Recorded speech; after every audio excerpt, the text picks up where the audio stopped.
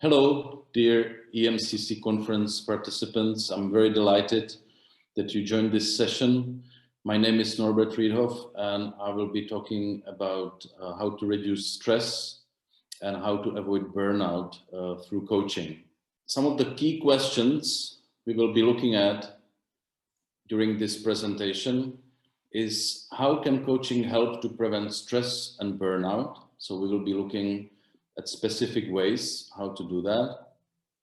We will also explore some of the basics of the existential coaching and how can people through these key questions can enhance their sense of purpose and meaning.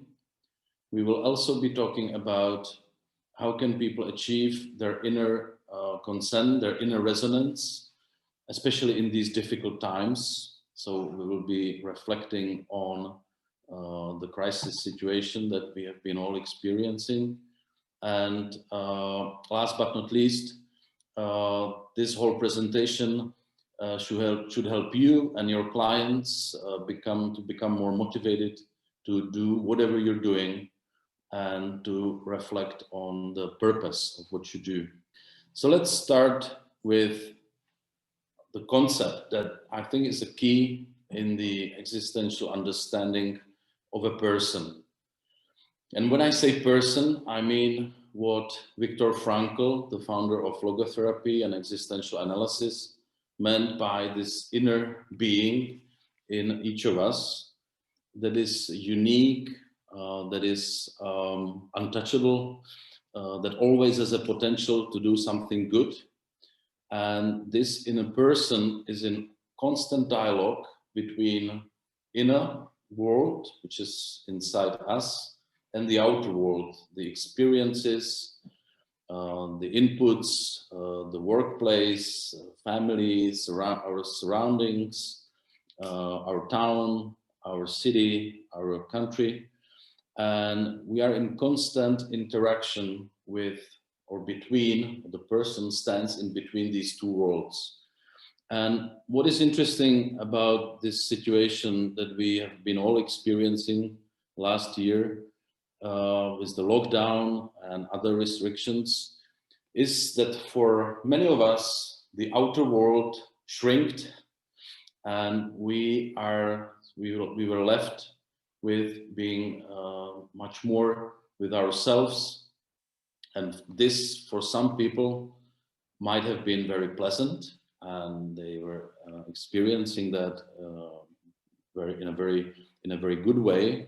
But for some of us, this was also a stretch, like to be in our homes, locked down in our houses with our families or with just by ourselves, and how to structure this inner dialogue is, I would say, the key of what I would say we now recognize as existential coaching. So we will take this into the consideration once we go, and also we'll take into consideration the three dimensions of a human being that Viktor Frankl defined, which is more on the horizontal side, is the psychological and physical dimension. So this is how we feel, our physical health, but also our mental well-being. And also we will consider the vertical, the noetic or spiritual dimension, as Frankl put it, and which is not so synergetic as the other two. Sometimes it's in the opposition. So even when we feel stressed, when we feel under pressure, when we are locked down, for example, we still can do something. And this is where the human freedom comes from. So that's what we have also experienced, many of us, that we still can do some meaningful things, like talking more to our parents, to our relatives, to our friends, or being a volunteer, doing shopping for our neighbor, for example, or in some other capacity that each of us has. So let's uncover how we understand coaching, this is my own definition, how I understand it, and I will explain how it is related to the existential coaching. And I consider coaching as an authentic and honest dialogue during which important life and work questions are emerging above the surface. And during this dialogue that is enhanced by the coach, possible new perspectives and directions are being explored. And from that, the coachee, the client, can make decisions, take a new orientation in his life, take a new or feel a new sense of purpose or new calling, if you will. What is specific for this situation under the framework of existential coaching, I would say, is that this whole pandemic situation and the whole crisis around it kind of highlighted three existential facts that are there nevertheless, but with this situation, it became more visible or more intense. The first one, or the first awakening into reality, is that there's actually no security in our lives.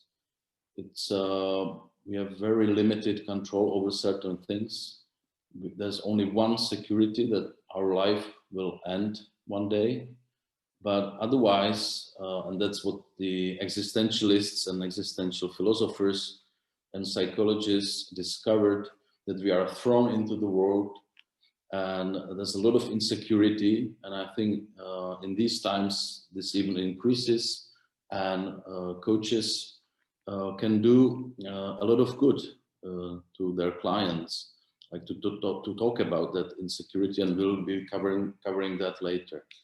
The second existential truth is that we are limited. We have limits. We don't have things under control. We can only do so much, and there are many things that are totally out of our hands. And the third truth that is now being more visible is that if we have some difficulties or weaknesses, these are usually highlighted in the crisis. And when I say crisis, I mean that this whole situation was a real crisis for only some of us, but the psychological effects, I think we have all experienced. So, for example, if there was already stress, if there was already a question mark on what we do, if there was already there were some signs of burnout, this situation could have highlight that even more. So let's now talk about what is burnout syndrome. How do we define it? And I can quote what Herbert Freudenberger discovered already in the 70s. So, you know, it's been a long time that burnout has been studied, almost 50 years, that the burnout is a total exhaustion, usually due to very demanding job or a long-term stress. But nowadays, the definition was broadened a little bit, that you can get burnout not only in your job, but also as a parent. You can burn out when you are taking care of somebody. You can be burned out even like when you're doing a certain activity or a hobby even. So Freudenberger, who was a social worker in New York City, discovered that he started the job with enthusiasm and with a lot of energy, but he found out, and he documented it on himself, the progression of burnout, that he found out that after some weeks and months of this very demanding job, when they were helping homeless people in New York City, him and some other colleagues, that he spot these signs of burnout. So we can look at this. We can take a closer look at the phases and how it's progressing. So I already mentioned that there's the initial enthusiasm and usually an overload. People have feelings that they can do anything, they can do a lot of things, and they are overloading themselves. Also, there is this, I would say, false motivation or pseudo motivation that it's not truly yours. And what I mean by that is that it can be that you just try to prove something to yourself that you are able to do this, for example, or you have some other motives, like that it's good for your career, or the payment is good, or it's a good position in a company, or something like that. But you are not doing it for the work itself. You don't enjoy the work itself, but you do it for some different motivation, for a different outcome. So this is usually, not always, but usually it's at the start of burnout. And also kind of overlooking your own needs, like when you need to rest, or when you need to take a break, or when you need to, I don't know, go to the doctor, to an appointment or something like that. You are trying to, or you are starting to avoid these needs.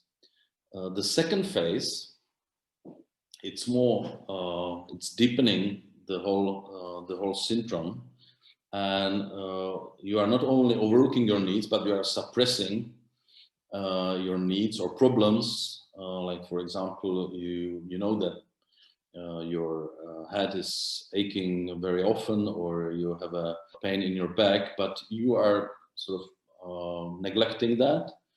Your life values are usually shifting. You are trying to avoid confrontations and conflict, and you feel exhausted. And in this state, some people can stay for a very long time. Like, I'm not talking about weeks or months, but even years.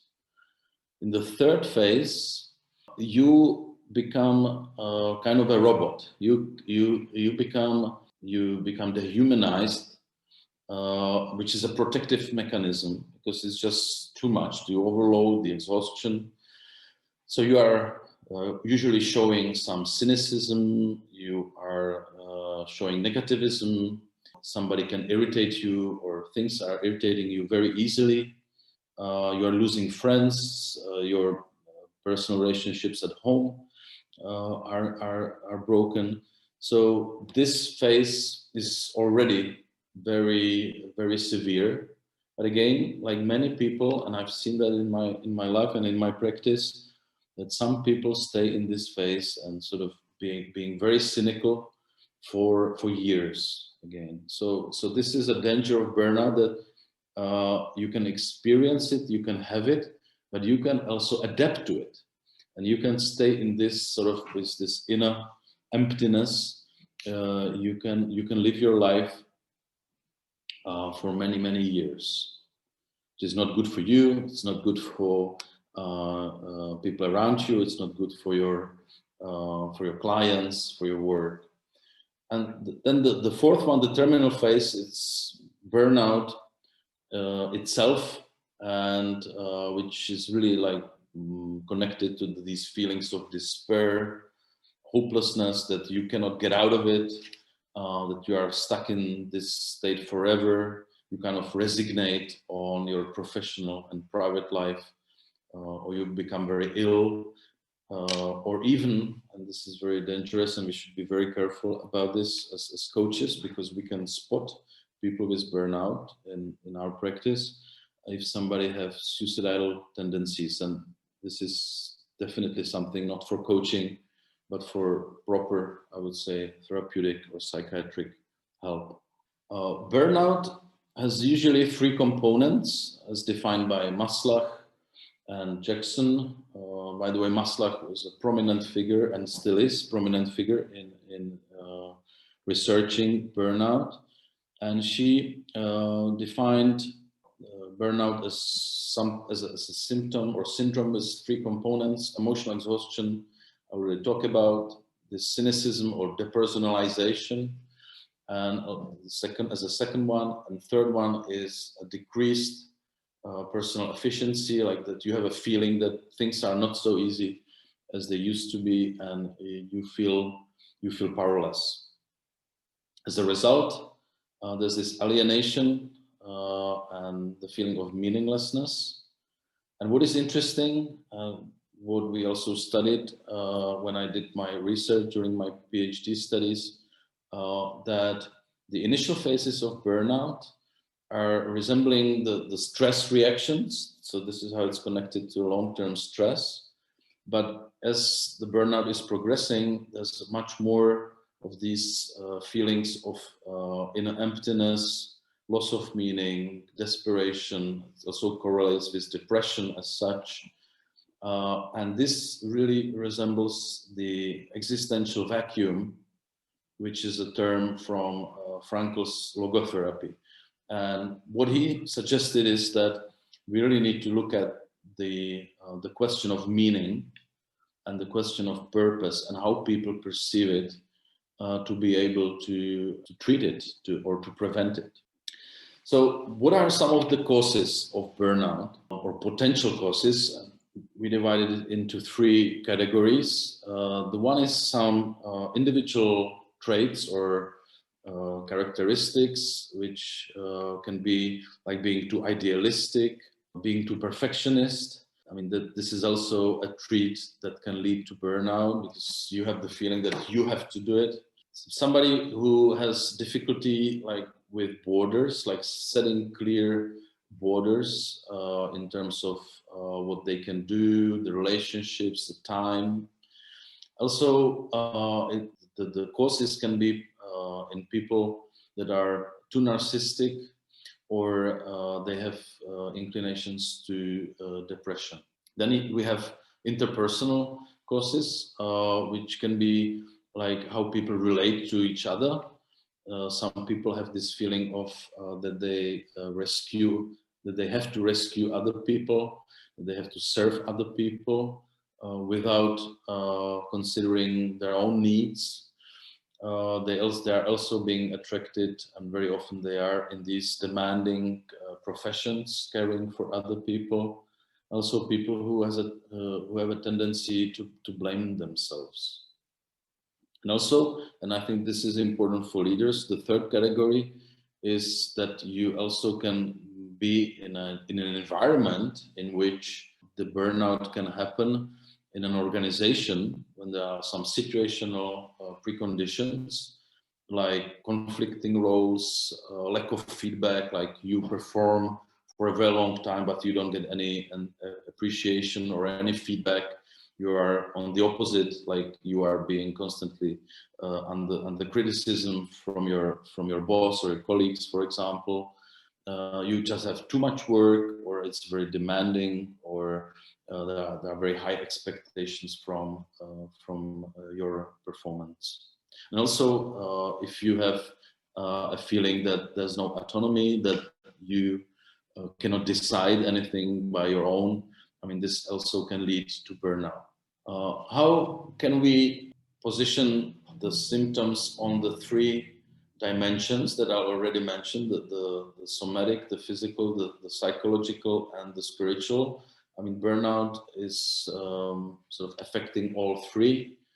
In the somatic, it's usually the sleep disorders, insomnia. I had one client who was waking up at 3 a.m. and couldn't go back to sleep, and his burnout was really, really severe. Or you wake up in the morning, but you are just one client. She described to me that she was supposed to go to the airport and to fly to another country to have a meeting there, but she just wasn't able to get out of bed. So sometimes it can look like depression. Some researchers even say that burnout is a type of sort of work-related depression. I think that's can be related or can look the same, but it's definitely not the same. And also now in the international classification of diseases from the World Health Organization, the burnout was finally sort of established as a disease, as a category, with these three components as a work-related disease. So I think we are talking about something real and different than other psychological problems. On the psychological dimension, we talked already about depression and irritability, but also you don't feel joy, you don't enjoy what you're doing, and very often you feel emotionally drained. On the noetic dimension, whatever is sort of above us or transcends us, is that you retreat from it, you resignate on your life, and generally like you lose the sense of meaning as such. Why is it important to talk about it and take a closer look? Because there are severe risks connected to burnout. For example, the number of errors that you can make as a professional. For example, there's a study that burnout physicians have much higher probability that they will diagnose you wrongly than physicians without burnout. So you can see that this is quite significant to spot this in such demanding professions as being a physician. Of course, another risk is that you become isolated at work, at home, you lose connections, you lose relationships. Addictions are very common. Some people treat this with alcohol or other substances. Your performance is not as your company or your employer would expect. You also can get into this chronic stress reaction and experience some psychosomatic diseases, suicidal tendencies we already talked about. And there's always this danger of connect the burnout or transform the burnout into depressive states. So we can do diagnostics of burnout, and there are several questionnaires that you can use. Like, for example, burnout measure, which is quite nice and straightforward. There's like one score that will show you if your client is burnout or in a danger of burnout or not. There's also a Maslach burnout inventory, which is more complex. There are then 3 scores that we already talked about: the emotional exhaustion, the depersonalization, and the decreased personal efficacy. But also you can do some much easier exercise with your clients, and that's what I'm suggesting here with this exercise, to ask your client to, out of 100% of time, and it can be like a circle or any shape it can take, to ask them to come up with a number or with a percentage or proportion of what they would consider out of those 100% as great work, whatever they do. Yeah, so for somebody, the great work is, I don't know, problem solving or brainstorming or meeting with a client or having a meeting with their team. So when they really enjoy that, what percentage is this good work? Meaning things that or activities or tasks that are okay. We can do them. I mean, it's not super pleasant or we don't enjoy it that much, but it's okay to do it. And again, it's very different for different people, also based on their personality type and their preferences and their habits. So for some people, it's okay to do the admin, for example, or I don't know, to go to a meeting. And then what percentage is the bad work? Meaning, I agree, it's something very something that people don't like to do, they hate doing. It's dreadful, it's tiring. For many people, it's administration tasks or reporting. But for some people, it can be brainstorming. For some people, it's great, but for other people, brainstorming is bad work because they don't see the point and they just want to get on with the task and not talk about the possibilities. So this can be very different. And when we ask our clients to distinguish these three categories, they can come up with something like this, for example, which is like that, let's say 60% of their working time is great work, something that they really enjoy. 30% is good work, and for example, only 10%, like in this scheme, is bad work. So I think this would be kind of a good sign that this person is enjoying whatever they're doing. There's probably quite low risk of burnout, and it seems like a profile of an engaged employee, let's say. On the other hand, we can have people that would come up with something like this, and that's much more severe. That half of the, or more than a half of their working time, they would say it's bad work, something they really don't like. And there is some good work, and only 10-15%, something much less, is great work.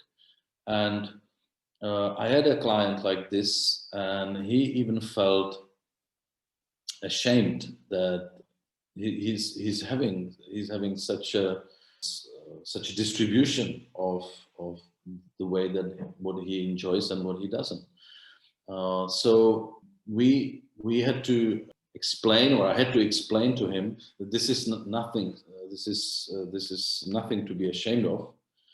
It can be like this sometimes, but it's very good, and coaching can be again a very good platform for solving this.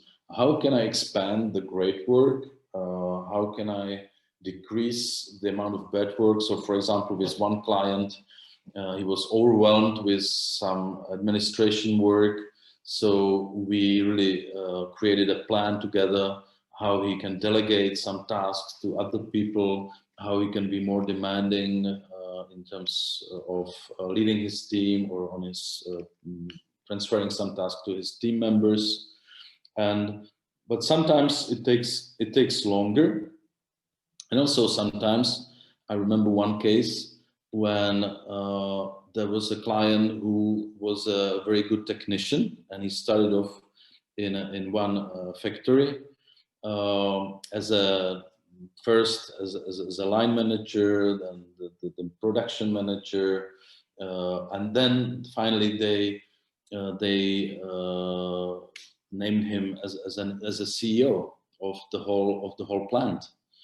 And all of a sudden, like from the great work, because he was so enjoying the technical part of his job, that shrinked, and all this, the responsibility, the management responsibilities, the duties, the politics, negotiations, this was his task, and it became bad work for him. So now we are in a dialogue how to again look or find out activities in which he can feel energized, he can feel good about that, he can be looking forward when he goes to work, that there is something good. But sometimes, and we will talk about this, sometimes this is not possible, and sometimes you just need to move on and eventually maybe consider changing your job. And why is that? Why is this happening? And why is, I think this simple exercise can be useful, is that this shows the principle of burnout from the existential point of view, or from the existential coaching point of view, that there's a long-term disbalance between what you give, how you perform, the amount of energy you are giving to your position, to your company, and what you are receiving in terms of the feeling of satisfaction, fulfillment, that there are some values that are important for you, and that also this is in a good balance, right? And the burnout syndrome is usually, as Frankl nicely said, a final state of long-term performance without the experience of fulfillment. So the burnout people, they lost their relationship to the value. And by value, mean the value of work, that they like it, so that they enjoy working together with their colleagues, that they find it meaningful, that there is some product that is at the end of their efforts, and so on and so forth. So this is the connection to the existential theory. And now I would like you to think about some questions that can be helpful in terms of your self-awareness and how much you can also be in the danger of burnout. You can ask these questions to yourself, but also you can, of course, use them for your clients. The first one is concerned around the if you are doing things because you have to, and to think about where is this happening, and also to think about the reason. The second question: why am I still doing it? The reasons, even though it doesn't fulfill me, I'm not happy. Is it out of the habit? Is it because I need to perform? Because I need to keep that job? Is it a duty for me? And the third question, which is very interesting also, and I used that when I was talking about that CEO, I asked him if there are still some elements that could, has a potential, or some elements that have the power to fascinate him or attract him again, to that he still can see a value in those. And for example, when you transferring the attention of your client to the very beginning, when they started the job, like what were the initial experiences in that company, for example, what were the initial motivation, why they started to be, I don't know, a sales representative, for example, why did they start to be a teacher, why did they start to be a physician, and so what was the motivation then? And what is still alive now from this initial motivation? And the fourth question, like to consider, so what is it more like me? Do I live more the way how I want, out of my will, or more how I'm being told, or how I feel I have to, or what I must do? And then the fifth question, sort of, or questions, summarizing it, is asking more about the future. What is it that do I want to live for? And is what I'm doing now something I really want or would have wanted to live for? If I'm considering my life retrospectively, if I imagine myself 20 years from now and looking back, like, is this something that I would like to invest my time, my life into whatever I'm doing right now? So you can think about these now, or you can think about these after this presentation. And let's move on to going deeper into the core of the existential coaching methodology and questions and structure. Here we can see that if there's no value at the end of the road, we usually don't perceive it and we don't live it as something meaningful. So if there's no alignment with a value, that this will be something good for me, for my loved ones, for the society I live in, for the future, if it doesn't bring any value in terms of improving life, in terms of being more tolerant, being more respectful, to others, to the environment, or helping people to feel more freedom, to feel more joy.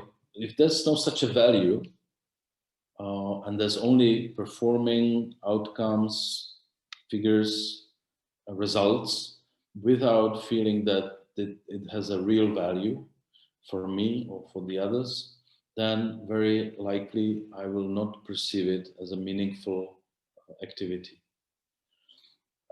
And there are some rules that are related to our two main themes, which is stress and burnout.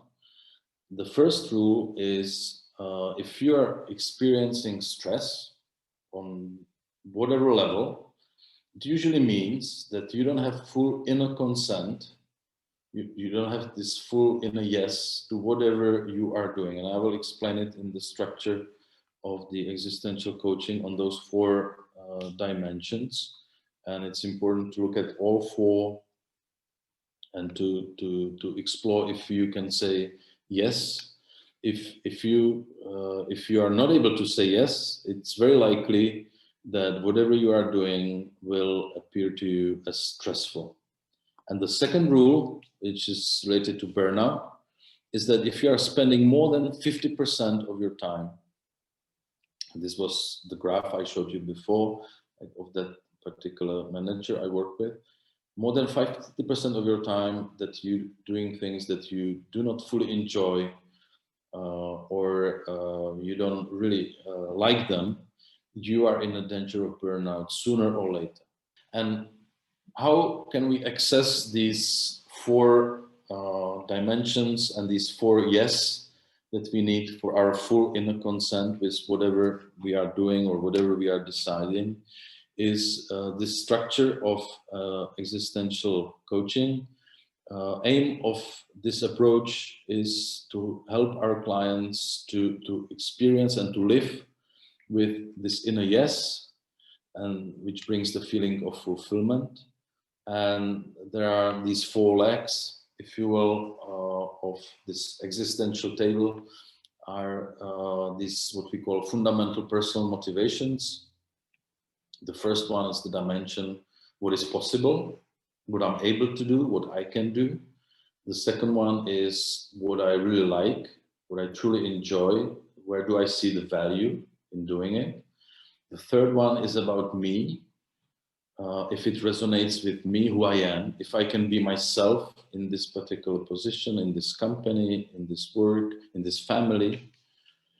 And the fourth one, if I feel that it has a meaning and there's something that tells me you should do it. It's so good that you should do it. Not must, not have to, but you should. There's this kind of a existential push.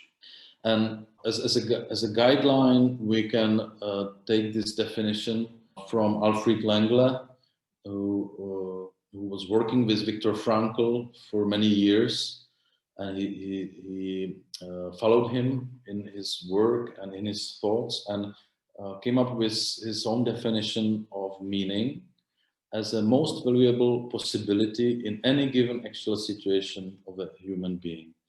So this is, in other words, what Frankl was asking when he proposed, like, that we should ask ourselves, what does this situation want from me?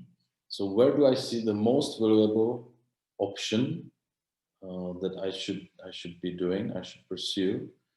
For example, I just mentioned the pandemic situation.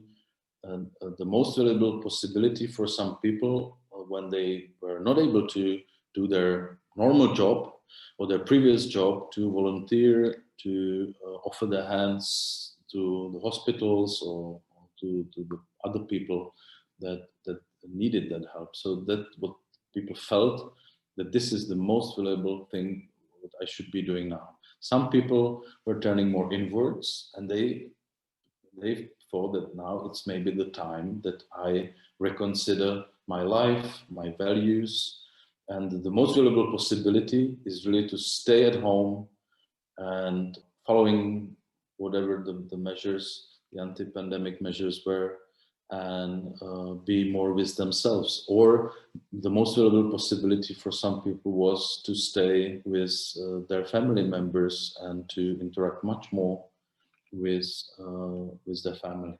And when we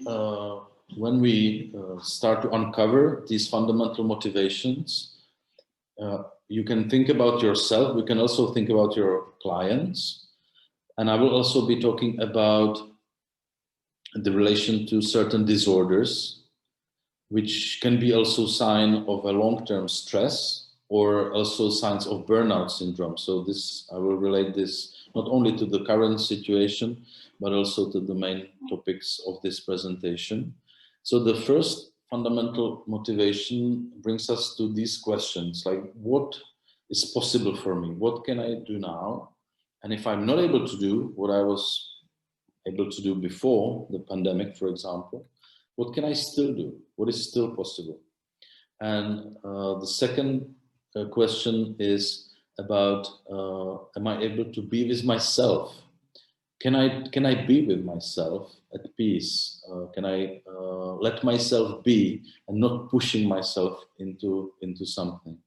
If I'm not at ease on this level, on this first fundamental motivation, the typical disorder is around fear, around anxiety, around different phobias. And the, I would say, the treatment or the approach that we as coaches should take is ask our clients or help them with feel more secure. So to really approach this insecurity. So talk about protection, which could be around things like, for example, these measures, some financial reserves, let's say, also the relationships that are protecting me. I should also ask my client about their space, if they feel they have enough space. And this is also for leaders. If they would like to explore the first fundamental motivation with their team members, like to ask them, like, do you feel that you have enough space for you, for your creativity, for who you are in this company? Do you feel that? Also, with the physical space, I found out, or I noticed that many people during this situation, they were much more in their gardens, or they were looking much more how their flat is being decorated, for example. So they really were caring about the physical space, but also mental space, what we mean here. And also what can function well as support.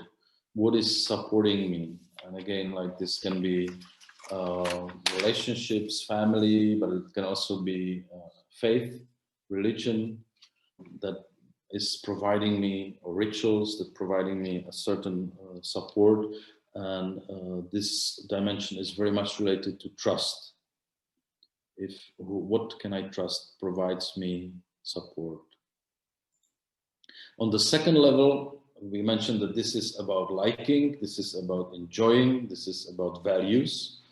So question, again, this situation that is nowadays, but also against burnout, these questions can help to ask, like, what do I still like about my job, about my position? What is still valuable for me now?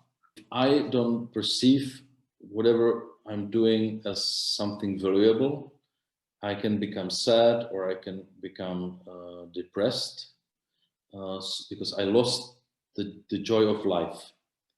And some of the key questions here might be, what actually did I lose? Am I aware of it? What did I lose when, for example, I feel burnout? Or what did I lose through this pandemic? And maybe I should be grieving more about what I lost. Maybe I should take a closer look at What am I regretting? What is it that I really lost and it's not longer there? And to see the light at the end of the tunnel. What else can I like now? What do I see as valuable in my life?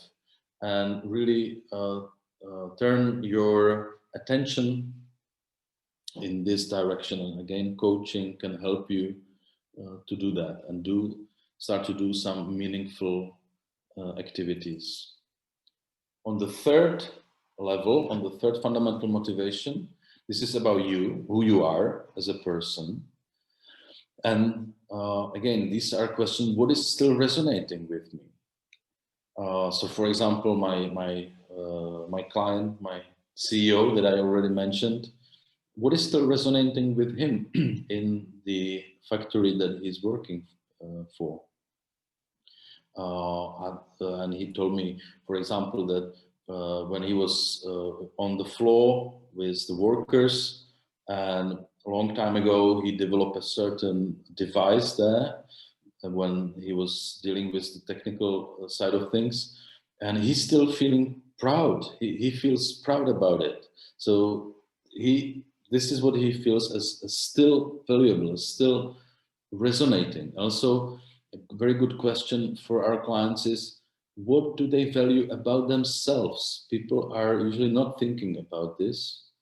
What is it that I consider in my personality, in my person, in my life as valuable? And if I don't feel that, I cannot express who I am. I can either be very hyperactive because I want to be seen. So that's maybe the reason why there's also people like demonstrating on the streets against the measures, for example, or against some guidelines, because they feel that nobody cares about us. Nobody actually sees us. Nobody sees our difficulty. So this can be one reaction, or I call it disorder. It's more like a reaction or adaptive mechanism, let's say, or coping mechanism. And the other option is being too focused on yourself, being too narcissistic, being really feel that you know, and this is a protection, that you know everything. And the key questions here, and especially in these times, it's becoming more critical. Where and how can I authentically encounter somebody who can understand me, who can actually see me, who can see who I am, how do I feel, what I'm thinking about, and where and how can I be myself in this situation? And even in the situation of burnout, for example, is good to ask this question, like, how can I express myself better, not to feel that inner void, that inner emptiness. And finally, the fourth fundamental motivation is more like about the meaning, the future, the context. It's more related to Viktor Frankl's logotherapy and like really finding the meaningful purpose in your life. So questions, what makes sense to me, or what let's say is bigger than me, what transcends me, transcends my life, my efforts, what is some higher power here. And if again I don't see anything, and I'm maybe in that last or third or fourth progression, or the phase of progression of burnout, I can become addicted to something, usually some substance. Alcoholism is very common, as I mentioned. Or I will experience this existential vacuum, that there's nothing, I don't see anything meaningful in my life. And which can be also related to the previous three fundamental motivation. And the key questions to ask here is, what do I personally consider meaningful in this particular situation? And again, I think the coach role can be to be very practical and pragmatic in this, like not to answer this question on a theoretical or abstract level, but very specifically, very concretely. The second one, and this is something that many people have asked themselves over the last year. What is it actually I'm doing? Why am I doing all this? What am I doing all this for? Does it make sense to me, for the future, for other people, for the society? Or, and this is something we already mentioned, doing this existential turn. So not what do I want from this situation? How can I utilize it, for example? And this relates to life as such, not to ask like, what do I want from my life, but to turn it around and ask, what does this situation want from me? Where should I look at? Where should I go? And or in broader terms, what my life wants from me now. And this really can help to change the perspective and start to see things from a different angle, from a much more useful angle. So again, I would like you to think about these questions a little bit more. So you can go over these questions now, or you can think about them later. So the first is around the uncertainty that we maybe now all feel much more, and to ask yourself, where do you have solid ground? What can you really rely on? Like, is it your competence? Is it your family? Is it the company you work for? Is it the church you belong to? So what is it that you can solidly be where you can solidly be grounded? The second one is about the morning, what you should possibly maybe grieve over more in your life. Maybe you didn't pay attention to it before, and it's still there. What values are still there, are still significant in your life, or they didn't change, they remain the same? Who can I encounter authentically and with all who I am? Where can I have the human contact? And also consider, what has the current situation taken from you, or what has it given you? Again, you can relate this to the current pandemic situation, or you can relate it to the times when maybe you felt stressed or you felt burnout. And the sixth question here on this list is the existential turn that was in the previous slide. What does the current situation want from me? Does it want from me to be more active, to do something, to volunteer or help or do my job even more efficiently, better? Or does it want from me to stay at home, or to pause, to think, to stop whatever I'm doing and reflect on what I have been doing, and maybe find what is inside me? Maybe it wants from me, and I experienced it with many of my clients and colleagues and friends, that they really reconsidered their lives and they made some significant life changes over the past year. So maybe this is something that this situation wants from me, and that this is going inside into the inner world that we spoke about at the very beginning. Now I want to take you to the final part of this presentation, a little summary of what we can do to prevent or treat burnout syndrome. I offered you the structure of the four fundamental motivations and the approach of existential coaching, which should help you to be always aware of the meaning of your work, either if it's because you are good at it, or you like it, or it really resonates with you, or you really find meaning, or all of it together. Another prevention of burnout is really taking care of yourself and your physical and mental needs. I will mention this in a minute, how maybe to put it into what we call a self-care plan.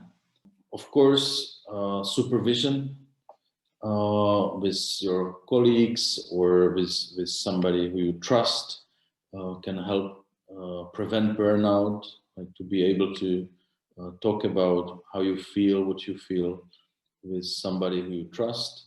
Realistically estimate, and being pragmatic in this, how much you can do, not to overdo whatever is your commitment.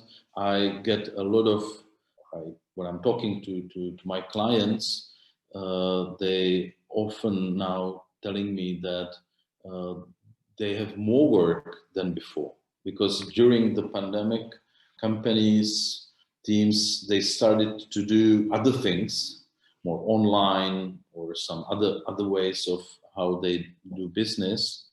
And now it's coming back the normal way, let's say. So now they have the amount of work doubled for many of these people and many of these companies, because they continue working online, but also they need to start doing whatever they were doing before this situation. Of course, being aware of your limits, learn to say no, to set clear boundaries, to say no without feeling guilty. Of course, taking care of good relationships with other people, especially with your loved ones, to feel appreciation also from them and to give them your appreciation is a preventive measure for burnout syndrome. Of course, develop your hobbies and really taking time just for your own interests. And also taking care of your spiritual needs, thinking about the purpose, the meaning, what transcends us, and how we can approach this. Treatment, if the prevention didn't help or something went wrong and you really, or your clients are experiencing burnout syndrome, of course, it's a good advice to seek therapeutic or coaching help.